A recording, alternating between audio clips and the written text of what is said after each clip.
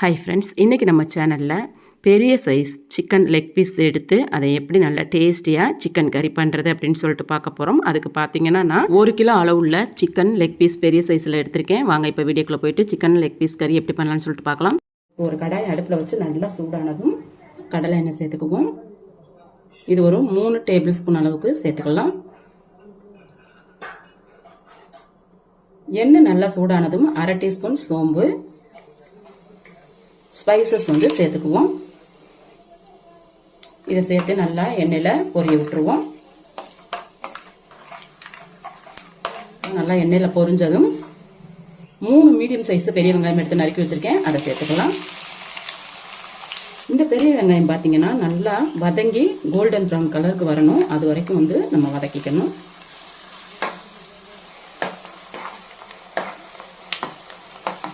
பாருங்க, நம்ம சேர்த்துக்கிட்ட வெங்காயம் நல்லா கோல்டன் ப்ரௌன் கலருக்கு வதங்கிடுச்சு.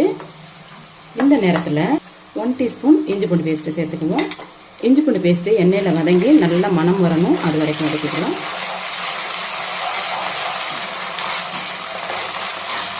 இஞ்சி பூண்டு பேஸ்ட்டு எண்ணெயில் வதங்கி நல்லா மணம் வந்துருச்சு. இப்போது 1 டீஸ்பூன் காஷ்மீரி மிளகாத்தூள் சேர்த்துக்குவோம். இது பார்த்தீங்கன்னா நம்ம கலருக்காக மட்டும்தான் சேர்க்குறோம். நம்ம சேர்த்துக்கிட்ட காஷ்மீரி மிளகாயை நல்லா எண்ணெயில் வதக்கிடுவோம். காஷ்மீரி மிளகாயை எண்ணெயில் நல்லா வதக்கி கொடுத்துட்டு 2 மீடியம் சைஸு தக்காளி எடுத்து மிக்சியில் அரைச்சி வச்சுருக்கேன், அதை சேர்த்துக்குவோம். தக்காளி நல்லா எண்ணெயில் வதங்கி எண்ணெய் பிரிஞ்சு வரணும், அது வரைக்கும் நம்ம வதக்கிக்கலாம்.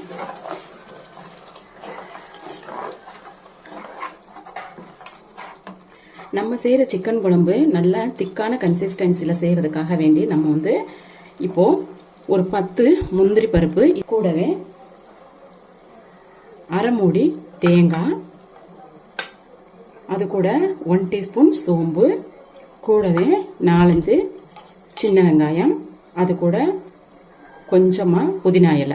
தேங்காய் பேஸ்ட் பார்த்தீங்கன்னா உங்களுக்கு தேவைப்பட்டால் சேர்த்துக்கலாம். குழம்பு நல்லா திக்கான கன்சிஸ்டன்சியில் வேணும் அப்படின்னா சேர்த்துக்கலாம், இல்லைன்னா இதை அவாய்ட் பண்ணிக்கலாம்.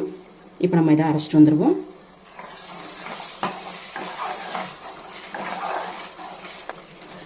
பாருங்கள், நம்ம சேர்த்துக்கிட்ட தக்காளி நல்லா எண்ணெயில் வதங்கி எண்ணெயும் பிரிஞ்சிருச்சு. இந்த நேரத்தில் நம்ம ஏற்கனவே கழுகி சுத்தம் பண்ணி வச்சுருக்க சிக்கனை சேர்த்துக்கலாம்.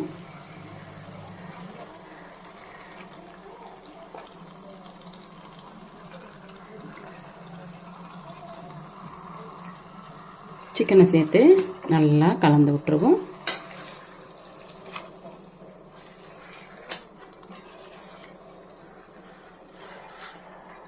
சிக்கனில் இருந்து தண்ணி பிரிஞ்சு வரும், அது வரைக்கும் நம்ம சிக்கனை வேக வச்சுக்கணும்.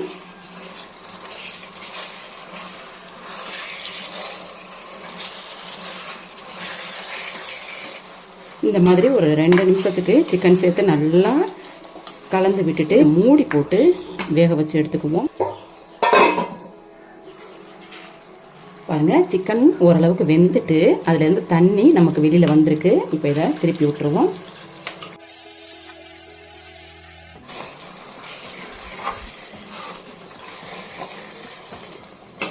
சிக்கனை இந்த மாதிரி நல்லா கலந்து விட்டுட்டு இப்போ இந்த சிக்கன் குழம்புக்கு தேவையான மசாலா சேர்த்துக்குவோம்.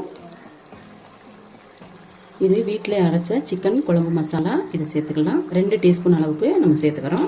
கூடவே கரம் மசாலா ஒரு 1/2 டீஸ்பூன் அளவுக்கு சேர்த்துக்கலாம். 2 சேர்த்து சிக்கனில் நல்லா கலந்து பச்சை வடை போயிட்டு எண்ணெய் பிரியணும், அது வரைக்கும் நம்ம வதக்கிக்கலாம்.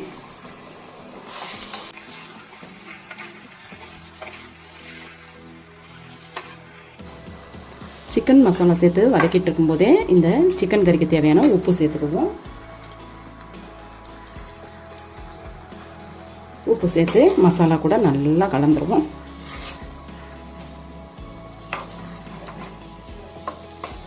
உப்பு சேர்த்து நல்லா கலந்துட்டு இப்போ இந்த சிக்கன் கறிக்கு தேவையான தண்ணி சேர்த்துக்கிடுவோம். தண்ணி பார்த்தீங்கன்னா பக்கத்து அடுப்பில் நல்லா கொதிக்க வச்சு எடுத்து வச்சுருக்கேன், அதை சேர்த்துக்கலாம். இது பார்த்தீங்கன்னா குறைஞ்சது ஒரு 200 ml அளவு மட்டும்தான் நான் சேர்க்குறேன். ஏன்னா நான் இந்த சிக்கன் கறி திக்கான கன்சிஸ்டன்சியில் வைக்கிறேன். தண்ணி சேர்த்து நல்லா கலந்துருவோம்.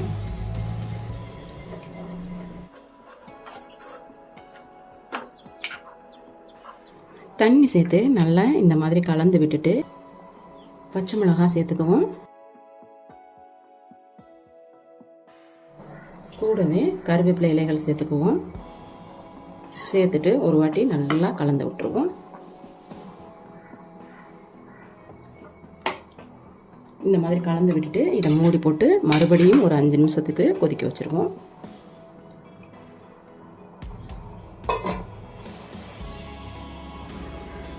சிக்கன் வேகிறதுக்கு மூடி போட்டு 5 நிமிஷத்துக்கு மேலே ஆயிடுச்சு. ஓப்பன் பண்ணுவோம். பாருங்கள், குழம்பு நல்லா கொதிச்சுட்டு நல்லா வற்றி வந்துடுச்சு. இப்போ இதை லைட்டாக இந்த மாதிரி கலந்து விட்டுட்டு நம்ம ஏற்கனவே மிக்சியில் அரைச்சி வச்சுருக்க தேங்காய் முந்திரி பேஸ்ட்டை வந்து இப்போ நம்ம சேர்த்துக்குவோம். இது வந்து நல்லா நைஸ் பேஸ்ட்டாக அரைச்சிருக்குங்க. நம்ம மிக்சி ஜாரை கழுகி கொஞ்சமாக தண்ணி சேர்த்துக்குவோம். சேர்த்துட்டு இப்போ இதை நல்லா சிக்கன் கறியில் கலந்துருவோம்.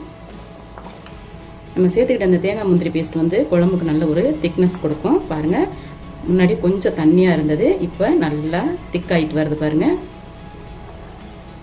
தேங்காய் முந்திரி பேஸ்ட்டு சேர்த்து மூடி போடாமல் குறைஞ்சது ஒரு 3 நிமிஷம் வந்து ஓப்பன்லேயே குழம்ப கொதிக்க விட்டுரும்.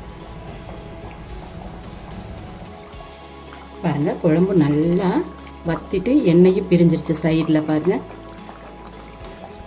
இந்த அளவுக்கு எண்ணெய் பிரிஞ்சு வரணும். அதே சமயத்தில் தேங்காய் முந்திரி சேர்த்து ரொம்ப நேரம் கொதிக்க விடக்கூடாது. ஜஸ்ட் ஒரு 3 நிமிஷம் கொதிக்க விட்டால் போதும். சிக்கனுமே நல்லா வெந்துருச்சு பாருங்கள். இப்போ இதை ஒன்ஸ் திருப்பி விட்டுருவோம்.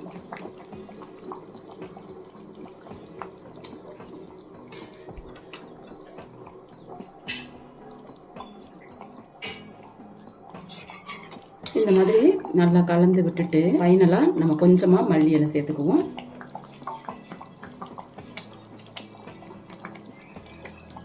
மல்லி இலை சேர்த்து கலந்து விட்டுருவோம். மல்லி இலை சேர்த்து நம்ம நல்லா கலந்துட்டோம். பாருங்கள், குழம்பு எண்ணெய் பிரிஞ்சு நல்லா திக்கான கன்சிஸ்டன்சிக்கு வந்துருச்சு. பாருங்கள், நமக்கு இப்போ அருமையான சிக்கன் தொடக்கறி குழம்பு வந்து நமக்கு ரெடி ஆயிடுச்சு. இதே போல் நீங்களும் செஞ்சு பாருங்கள். இந்த சிக்கன் தொடக்கறி கறி பார்த்தீங்கன்னா சாதம், இட்லி, தோசை, சப்பாத்தி, இடியாப்பம், கப்பக்கிழங்கு இதுக்கெல்லாம் வந்து நல்ல ஒரு சைட் டிஷ்ஷாக இருக்குங்க. நீங்களும் இதே போல் ட்ரை பண்ணி பாருங்கள்.